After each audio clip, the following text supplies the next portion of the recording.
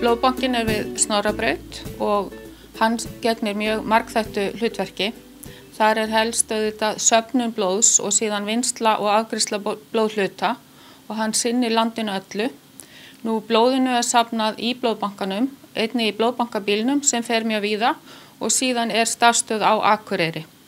Blóðpokanum þessum síðan skipt upp í 3 hluta og þið kannski sjáu það í vinnslunni að þar sem sagt annars það rauðkornaþykkni og það eru blóðflögur og svo erum við með plasma og þessi 3 blóðhlutar koma í rauninni úr einum blóðdropa.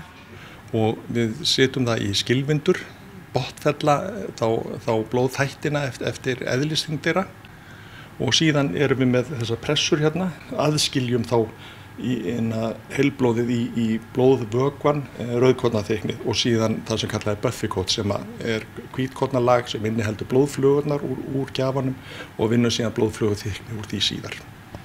Þörfin rík, hún stanslaus, hún alltaf til staðar og það ekki þannig að við slöppum bara af og höllum okkur aftur og hugsum að já, nú erum við aldeilis búin að safna vel, nú getum við bara slakað á.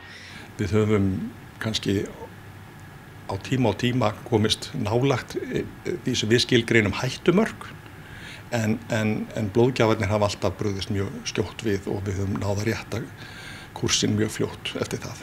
Ég býr nú bara hérna rétt hjá og þetta tekur nú ekki nema hálftíma þannig að það væri eiginlega frekar að spyrja okkur maður gerði það ekki.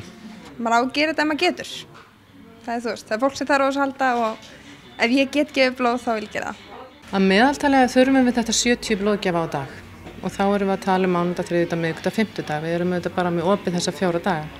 Pabbi minn hefur verið mjög duglegur að gefa blóð og ég hef ætlað að gera þetta í svolítið tíma núna og ákvað bara loksins að slá til. Nýliðun þarf að vera svona 2000 blóðgjafar á ári til þess að við viðhöldum blóðgjafahópnum og hingað koma á ári svona 8 til 9.000 manns. Oftast þegar fólk talar mikið blóð og blóðútstreymi þá í huga almennings það ofta slys og vissulega geta slys tekið mikið. Meirihluti af okkar blóði sem fer út úr blóðbankanum í valaðgerðir. Við þurfum blóð í öllum flokkum og mest notað af O-pós og A-pós í sjúklinga. Hins vegar erum við með neyðarblóð sem O- og það það blóð sem við gefum ekki nema við nauðsynlega þurfum. Hérna eigum við cirka það bil 500 einingar núna hér inni af rauðkornaþykkni og þetta fer eftir blóðflokkum eins og landsmenn eru. Þá eigum við mest á O-blóðinu, síðan það A-blóðið og síðan B- og mínusflokkarnir. Nýburarnir og fyrirburarnir nú ekki stærsti hópurinn en mjög mikilvægur hópur og við leggjum mikinn metnað í að vinna fyrir þau og til að sýna ykkur hér að þá þetta ein eining af rauðkornaþykkni eins og við afgreiðum í sjúklinga almennt en svo hins vegar erum við með þetta hér og þá erum við búin að skipta upp svona einingu í nokkrar af þessum.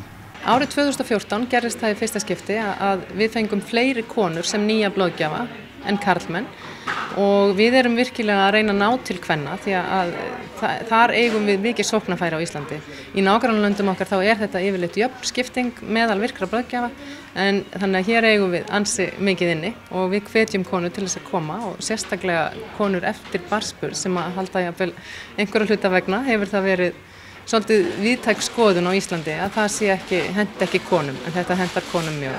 Fólk getur komið til okkar en best auðvitað að hringja og panta tíma, fá bara bókaðan tíma, þá líka maður nokkuð viss að þurfi ekki að bíða og eiga sinn bókaða tíma þýðir líka maður fer í pott fyrir bókaða blóðgjafa og getur verið dregin út hjá Einari Ben að fara þar í mat og við reynum svona að vera með eitthvað í gangi alltaf því að við viljum gjarnan að blóðgjafar bóki sér tíma, það gerir bæði okkur auðveldara fyrir og blóðgjafanum þannig að það þægindi fyrir alla.